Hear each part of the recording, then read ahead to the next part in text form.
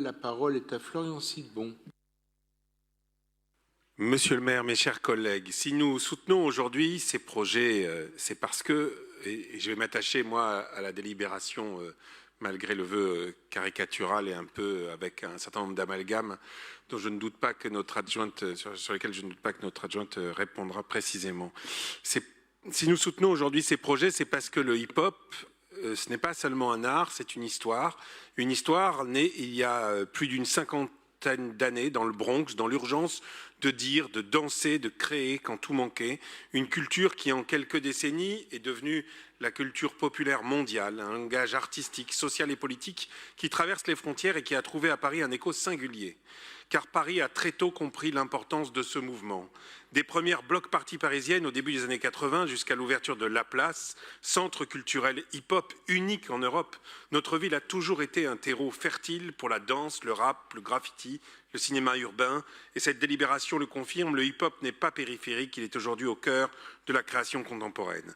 Depuis plus de 20 ans, Paris accompagne ce mouvement et notre soutien est encore absolument décisif.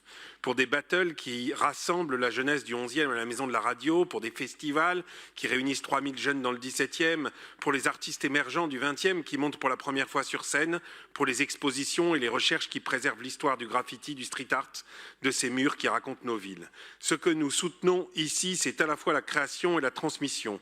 C'est One Ten Pose qui fait rayonner l'excellence chorégraphique française. C'est Saïtine à la porte Pouchet qui transforme un festival en levier d'engagement citoyen.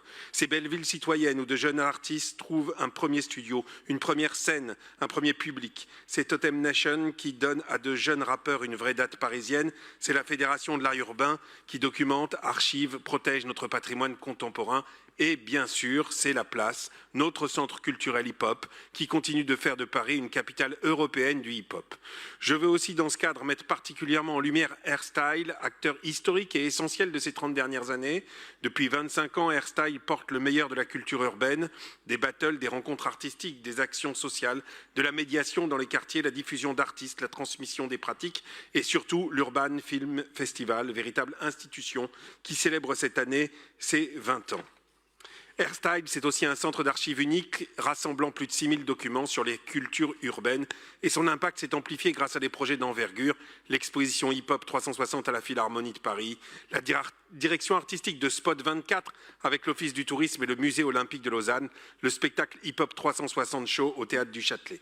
Et ce n'est pas tout, c'est également grâce à Airstyle que Paris ouvre aujourd'hui les portes d'un haut lieu dédié à la culture underground, le Mausolée, sur le site de la Commanderie dans le 19e. Cet ancien supermarché, c'était évoqué par ma collègue tout à l'heure, investi en 2010 et 2011 par le duo Lek et Sowat, est devenu un espace mythique de création et il entre aujourd'hui dans un nouveau chapitre grâce au soutien de la ville et au savoir-faire de Airstyle. Ce que nous construisons ici, c'est toute une chaîne culturelle, création, formation, professionnalisation, transmission, tout ce qui permet à un jeune talent de se former, de s'exprimer, de trouver une scène, un public, une carrière.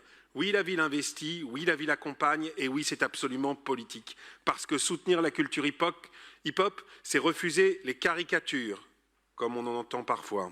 C'est reconnaître l'excellence de pratiques populaires souvent invisibilisées. C'est créer des parcours artistiques et professionnels pour celles et ceux qui en sont trop souvent privés. C'est reconnaître qu'ici, à Paris, le hip-hop est à la fois une culture et un véritable art, un art important, un art populaire, un art vivant. Pour tout cela, pour ces artistes, pour ces collectifs, pour cette énergie qui fait battre le cœur de Paris, nous voterons cette délibération avec fierté. Merci beaucoup, Florian Sidbon.